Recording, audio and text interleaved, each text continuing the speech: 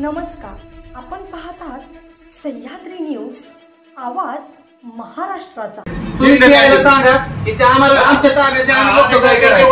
अशा घटना अजिबात घडल्या नाही पाहिजेत आणि त्यासाठी मी काय म्हणतो, महाराष्ट्र शासन असेल, केंद्र सरकार असेल, यांनी एक कायदा करावा। तुम्हाला सांगतो, तो कायदा अशा पद्धतीने करावा की जो कोणी अशा घटना करेल, अशा नालायक कृतींनी काही प्रकार करेल, अशा माणसाला आहे ना भर माणसात 4 माणसात आणून, तुम्हाला सांगतो, हजारो माणसात आणून गोळ्या घातल्या पाहिजे। तुम्हाला दौंड तालुका हदरला मळद माध्यमिक विद्यालयात घडला लैंगिक अत्याचाराचा प्रकार।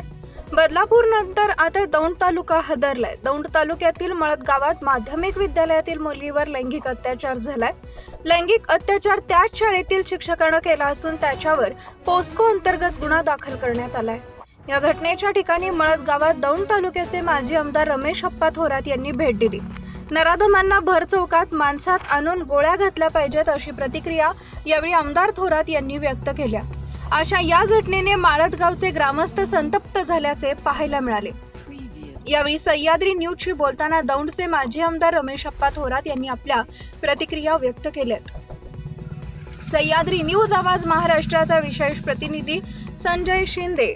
आज या मळद गावामध्ये जी घटना घडली, तर कसं पाहता या घटना? कारण मळद गावामध्ये म्हणजे 4-5 दिवसापूर्वी बदलापूरची घटना घडली, ती बी अतिशय खेदजनक घटना आहे आणि मळदचं जे ऐकायला मिळालं आम्हाला, ती सुद्धा अतिशय खेदजनक घटना आहे।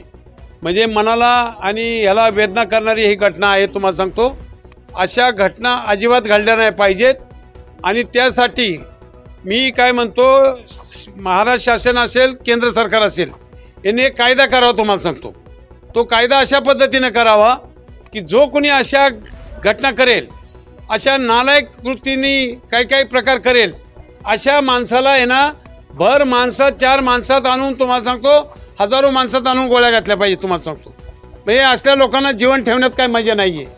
ही लोक इतकं पाप करतात आणि ह्या पापाला आपण पाठीशी घालायचं, हे एकदम चुकीचं आहे। तुम्हाला सांगतो, ह्या खेदजनक घटना आहेत।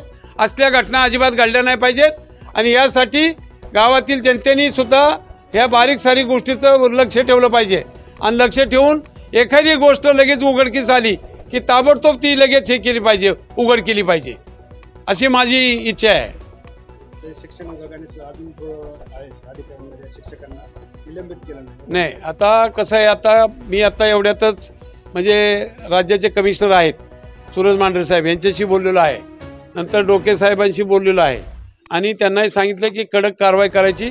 तेही म्हणले ताबडतोब कडक कारवाई करून दुसरे अधिकारी आणि जे पदाधिकारी नेमायचे ते नेमले जातील। त्याच्यामध्ये कुठेही आता म्हणजे कुणी स्वस्त बसणार नाही।